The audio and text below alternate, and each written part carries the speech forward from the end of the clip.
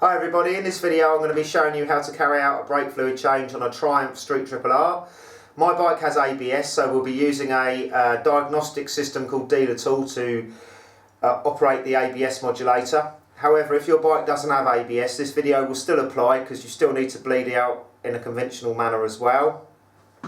First things first, it's a good idea to have a bottle of water available just in case of any spillages, as brake fluid will damage your paintwork. It's also best to wrap the bike around the area you're going to be working with towels or cloth to protect the paintwork. You'll also need a bleed bottle. I've made one out of an old milk carton and some Scott oiler bits and pieces. You'll need something to suck the brake fluid out of the master cylinder.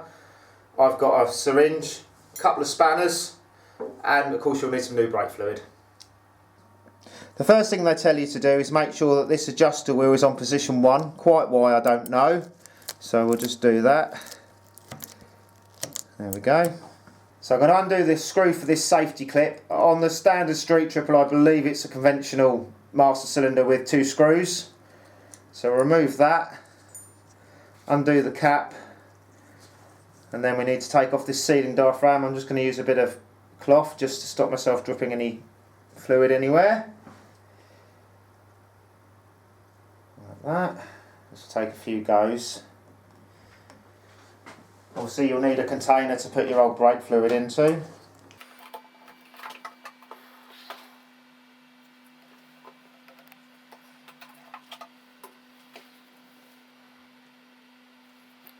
So I've now sucked out all the old brake fluid. I've also just given it a wipe round inside to make sure it's nice and clean. So I'm just going to top up with some nice new brake fluid. Okay, so I've got my bleed tube connected to the bleed nipple. You want to make sure this is a nice tight fit. 8mm spanner.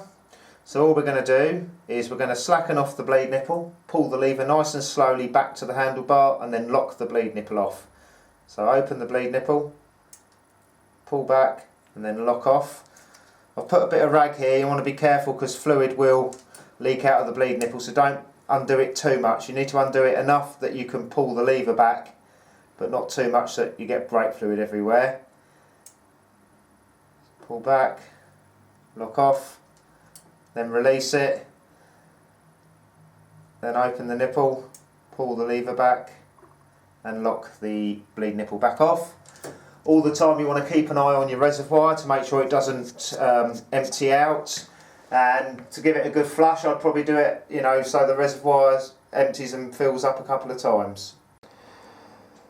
Okay, after having bled the other left-hand caliper, if your bike has it, which will be Street RRR, Daytona and Daytona R, you'll have a bleed nipple on the master cylinder. So we need to bleed that out as well. So we're just going to connect the bleed tube, making sure our level is full. I'm going to crack the nipple off. Okay, pull the lever. And then you pull the lever, lock the bleed nipple off, release, open it, pull, lock it off, release, and just do that until there's no more air coming out.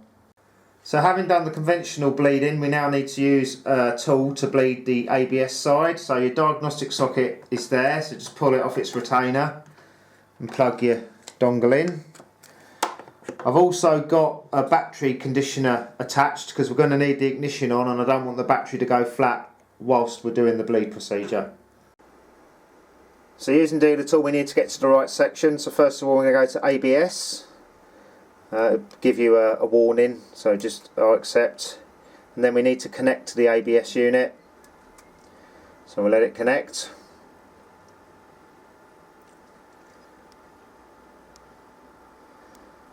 And then what we're going to be using is this box here that says bleed system. Okay, so we're going to hit this bleed system button in a second. You need an assistant to pull back on the brake lever, and the procedure is that the assistant applies pressure to the brake lever. You hit bleed system, you open the bleed nipple, and then the brake lever should go all the way back to the bar, and then you lock the bleed nipple off. So let's give it a go.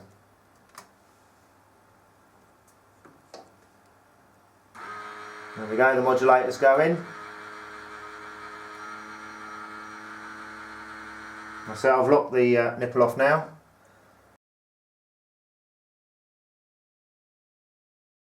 So now, having bled the ABS system using the Dealertool, we now need to re-bleed the calipers using the conventional method, and that also includes the bleed nipple at the top. It tells you to do this in the workshop manual. I believe it's because where we've operated the ABS modulator, there'll now be traces of old fluid in the circuit. So now I've re-bled both front calipers. There's no air in them. I've got a nice lever. Top the fluid level up to the upper limit.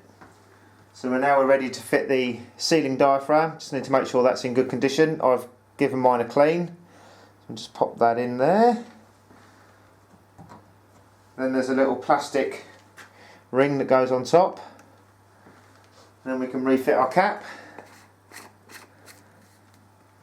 And then we can refit the retaining clip.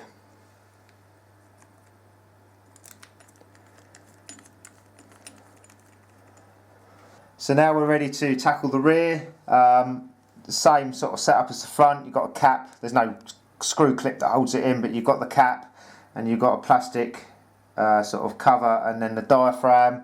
And I just want to show you, if I get my syringe, you can just see how dirty that brake fluid looks. Right, so I've topped the reservoir up with new fluid.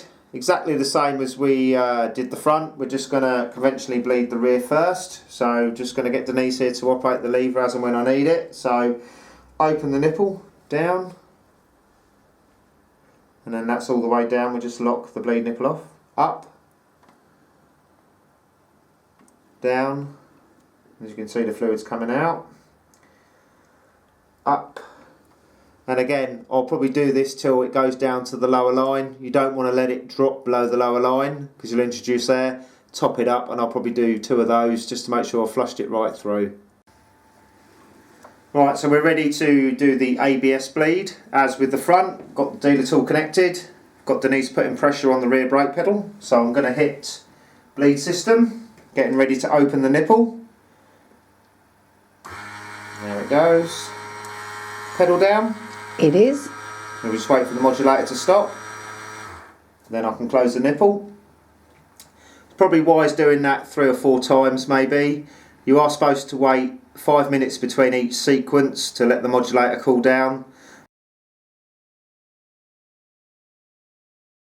So that's the last conventional bleed done on a rear brake caliper. I probably gave it 5 to 10 pumps.